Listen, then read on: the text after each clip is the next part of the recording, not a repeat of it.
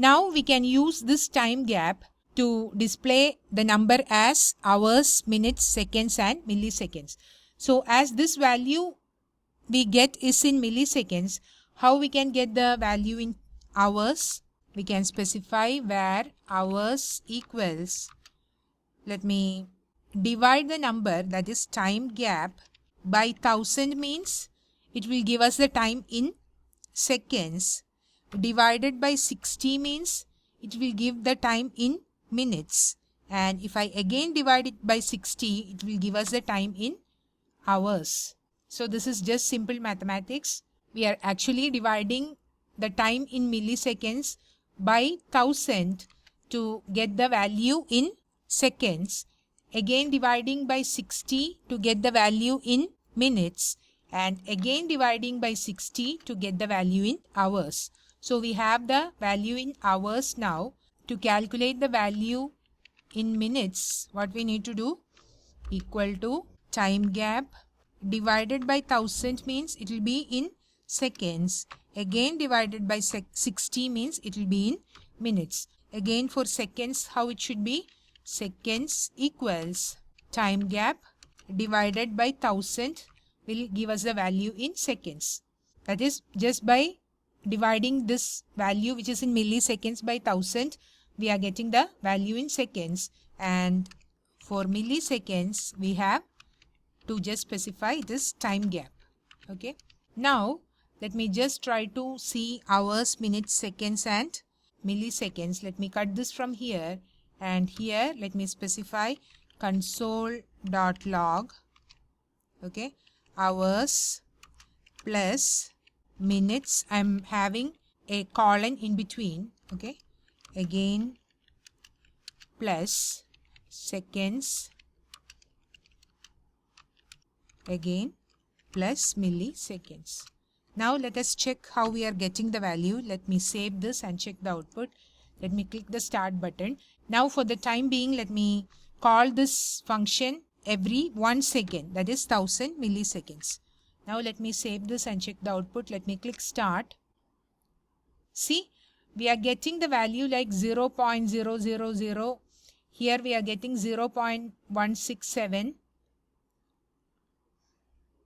See, we are getting the value like decimal value. Okay, so let me specify parse int so that we can get the value in integer.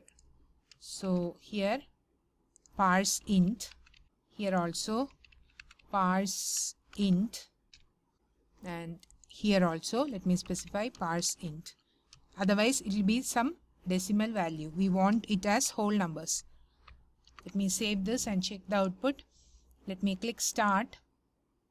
See, 0.1235, I am checking the seconds part, 8, 9, 10, 11, 12, 13, 14, 15, 16, 17, 18, 19, 20, 21. Let me check what happens after it goes 60. Okay, 26, 27, 28, 30, 31, 32, 33, 34, 35, 36, 37, 38, 39, 40, 41, 42, 43, 44, 45, 46, 47, 48, 49, 50, 51, 54, 55, 56, 57, 58, 59, 60. See, even after 60, it is getting displayed as 62, 65, 66 like that. So it should not be like that, right? Once it is becoming greater than or equal to 60, then it should be just 1, 2, 3. That is from starting.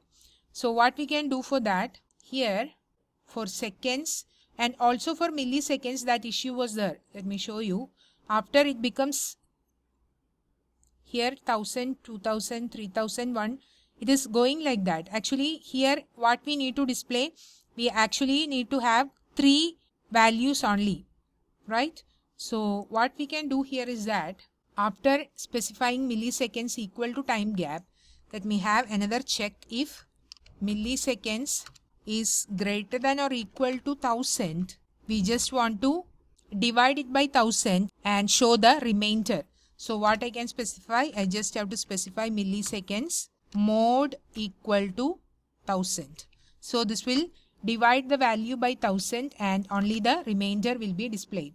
Similarly, for seconds, minutes and hours, we need to divide by 60. If the value is greater than or equal to 60, then we have to divide it by 60. Hope you understand what I am trying to say. Let me comment this. And suppose instead of 1000, if I call the function every 100 millisecond. Let me save this. Let me click the start button. See, once it is getting over than 1000, what should be displayed here? It should be just 3 digits, right? Similarly, if the value of seconds go greater than 60, it should not be 61. It should be just 1 here and 1 minute, right? 61 seconds means it is 1 minute and 1 second. But here what will happen? Let me show you.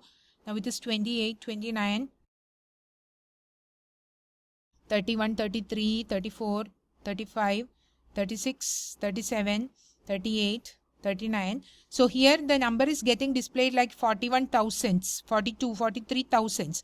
So it should be just 3 digits here. So what we can do, we can actually divide this number by 1000 and just the remainder can be displayed here.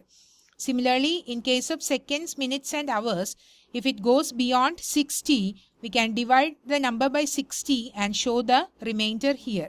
So here you could see that now it is showing as 166. It is actually should be 106. So let us do that part now.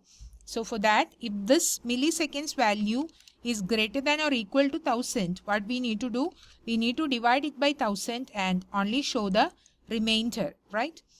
And for seconds as well, let me write, if seconds is greater than or equal to 60, then what we need to do?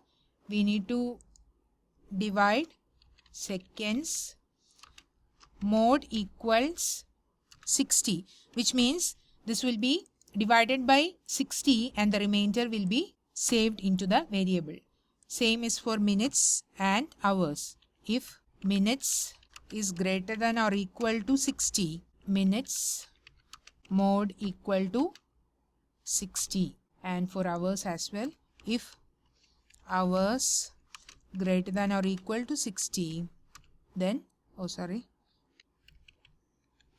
hours mod equal to 60. Now we have defined hours, minutes, seconds as well as milliseconds, and in case of hours, minutes and seconds, if the value is becoming greater than 60, what we are doing? We are dividing it by 60 and the remainder value is getting saved.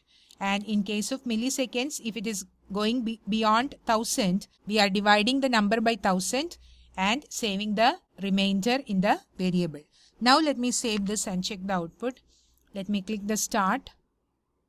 See, now it is showing 103. The seconds is getting incremented 3, 4, 5, 6, 7, 8, 9. Let me check up to 60 or greater than 60.